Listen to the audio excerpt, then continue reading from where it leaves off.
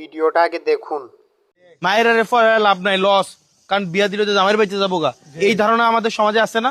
সামাজিক যে বিভিন্ন কুসংস্কার, আমাদের সামাজিক যে যেমন মায়ের পড়াশোনা করানো যাবে না, এটা একটা কুসংস্কার না? মায়ের আগে আগে বিয়া দিয়ে দিতে হবে, এটা কুসংস্কার না? মায়ের রেফারে লাভ নাই, লস, কারণ বিয়া দিলে তো জামাইয়ের বেঁচে যাবো গা, এই ধারণা আমাদের সমাজে আছে না? এগুলা কি সঠিক ধারণা নাকি খারাপ ধারণা? খারাপ ধারণা না? এই যে সম্পর্কে জানাটার নামই হচ্ছে শিক্ষা। এই সম্পর্কে জানাটার নামই হচ্ছে কি শিক্ষা। আমি অনেক ফ্যামিলিতে গিয়ে দেখছি বড় বড় মাছ, বড় বড় মাংসের পিস এগুলা বেড়াইতে লেগে রাইকা দেয়, আর মায়াডারে দেয় না। মহিলারা দেখবেন একটা সময়ে তার ছোটবেলায় যখন থাকে দেখবে বড় ভাইয়ের জন্য সবসময় বড় মাছ মাংস রাখে, যখন বিয়ে দিয়ে দেয় দেখে রাখে কার জন্য? এটা শ্বশুরের জন্য রাখে।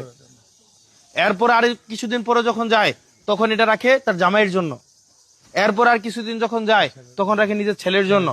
নিজের খাওয়ার সময় আসতে আসতে অসুস্থ হয়ে কবরে থাকে একঠেন।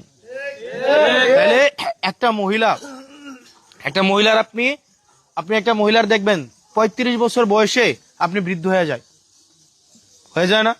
ব্যথা, পায়ে ব্যথা, হাঁটু ব্যথা, কারণ পুষ্টিহীনতার মধ্যে সারাটা জীবন কাটায়। ভালো মাছ পিস খায় না। ইভেন সচ্ছল ফ্যামিলি তো এটা হয়। পুরুষ বেদে খাবার হয় নাকি খাবার দেহ বেদে খাবার? মানে ধরেন এটা কি নারী পুরুষ বেদে খাবার? যে বড় মাছ খাবে সবসময় বেড়াইতে, আর বেড়াইতে খাবে বন্ধু ল্যাঞ্জা। বিষয়টা কেমন? বেড়াইতে কি রুচি নাই? তাইলে